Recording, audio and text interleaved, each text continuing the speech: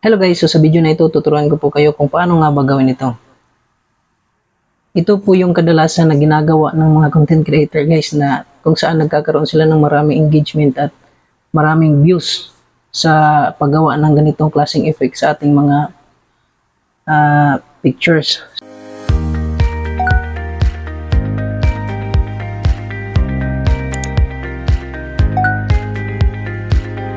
So ang unang gagawin natin guys, ipupunta tayo sa ating Google Chrome or dito.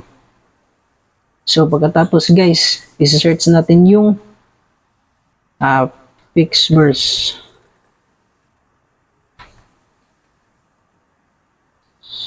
So dito guys, antayin lang natin kasi medyo mahina yung ating connection. So pipindutin natin tong Pixverse guys. So dito guys, dapat meron tayong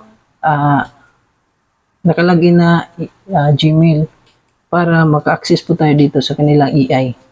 So, ang gagawin natin guys, maglalagin lang tayo dito. Pagkatapos guys, nandito yung nakalagay na image. Dapat meron tayong nagawa na pictures na kung saan angkop sa image natin gusto na gawan ng AI. So sa akin guys, naka-picture na ako at meron ginawa din ako ng konting video lang na 5 seconds lang po. So ito. Tapos i-add natin dito yung text niya guys. So ayan. At dapat guys, pipili tayo ng effect kung saan ano yung gusto nating AI. So nandito yung meron ditong Venom, Catwoman, Harley the Queen at Hook. So sa atin guys, itong Hook, itatry natin tong gawa ng effect. At pagkatapos dito guys, dapat malakas po ang ating internet or okay lang kahit hindi masyadong malakas. Dito guys, pipindutin natin tong create. So ito lang po yung ginawa kong title sa kanya, Unleash the Beast. Tapos i-generate yan ni AI. Your video is generating.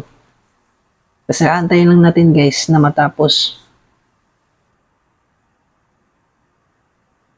So marami pong mga content creator na or mga gumagamit nito, kahit small content creator, nagkakaroon ng maraming views dahil sa AI na ito kasi napakaganda at napakaangas nga naman talaga.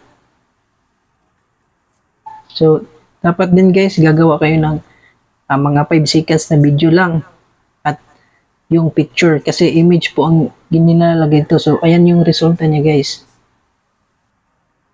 Diba napakaangas? So, marami pa pong ganyan dito guys ng mga effect na pwede natin gamitin. Pagkatapos guys, click yung download para pupunta na siya sa ating gallery. Dito hanap kayo kung saan ninyo ilalagay yung inyong video. At pagkatapos nito guys, kayo na po ang bahala kung saan nyo ipopost at napakaangas nga naman talaga. So, yan lang po ang may tuturo ko sa inyo at maraming salamat. Sana supportahan nyo sa aking Facebook page at YouTube channel. Maraming salamat. Bye-bye.